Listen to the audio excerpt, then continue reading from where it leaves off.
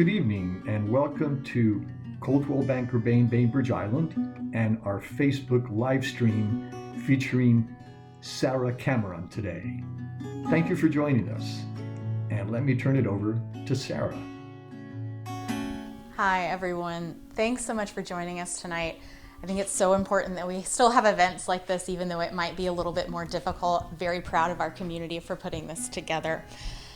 One of my favorite things to do when I was little was to go rummaging through my mom's boxes of old family photographs. So I go looking for these old family photos. Sometimes they're a snapshot, sometimes they're not. Sometimes it's my family and sometimes it's a stranger. But I'm always searching for those small arrangements that carry some larger feeling within them.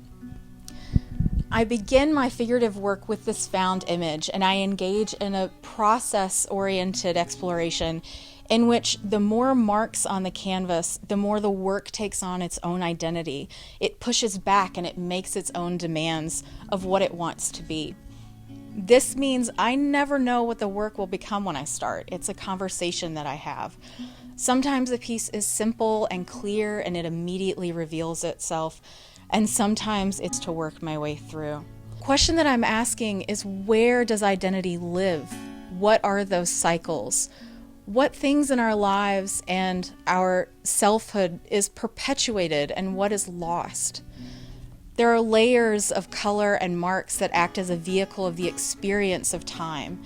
So as they accumulate, they act to annihilate the clarity of the image with which I started, exactly the way a memory is further removed from the event on which it's based every time you recall it.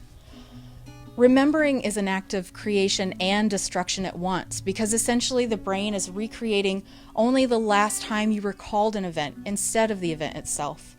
So each remembering rewrites itself over and further obscures the actual experience that you may have had, or like clouds or an old farm.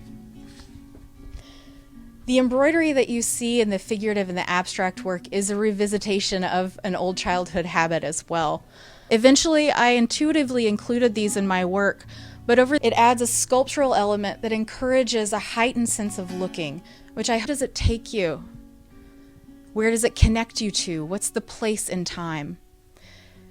This is especially important in the abstract pieces because they're built from and around the physicality and interaction of time and media on the paper. I want the paintings and drawings to break the plane of forced perspective of something two-dimensional that can only be viewed from the front. What new work is made through this interaction? Meaning in work that connects with people, that can connect us to each other. I think art has a job, and I think it should move us in some way. I think it can validate feelings that are both too nuanced and complicated to express in language. And I think that reflects so much of the human experience. There's a lot of uncertainty right now, but I'm so grateful for a community that reaches out to each other. I hope you can continue to look for opportunities to connect to the people and places around you. And I hope I get to connect more with this community in person soon. I'm excited to be able to show you guys my work. So find me on social media, and I have a website. It's at www.skcameron.com. I want to thank Coldwell Banker Bain for giving me this opportunity to show my work. And Bainbridge Island, you were very great, and I think we have a really great community. Bye, guys. Thank you so much for joining us this evening.